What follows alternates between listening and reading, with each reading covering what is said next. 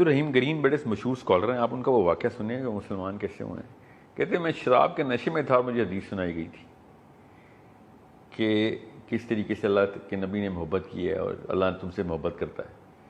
कहते मैं शराब के नशे में धुत था और मुझे वो हदीस फिर भी याद थी। हम अपने सगे बेटे को भी शराब में देख लेना तो तलवार गोली निकाल लेंगे, दोस्ती का टैग लगा हुआ होगा, मोहल्ले पूरे को पता होता शराबी कौन है, दूर हटो दूर हटो। सोचें वो बंदा कैसे अल्लाह ताला ने उसको हिदायत दी, किस जब वो फुल नशे की हालत में था कि बंदा उस वक्त मुझे जज करने की बजाय मुझसे मोहब्बत कर रहा था, हालांकि मैं उस वक्त सबसे गंदा था। इससे गंदा हो सकता है कोई इंसान के शराब के नशे में धुत बैठा हुआ हो और उसके दौरान भी उस बंदे को बता रहा है कि अभी भी तुझे नहीं छोड़ेगा अल्लाह, अल्लाह तुझे फिर भी जफ्फी डालने के लिए वेट कर रहा है कि तू एक दफा तुझसे। तो हमने मुसलमानों को नहीं छोड़ा हुआ, वो गैर मुस्लिमों को पकड़ के ले आया अल्लाह की तरफ, वो भी शराब के गटर में से। और ये देखें हमने कैसे ऐलान कर दिया, ऐलान बरात।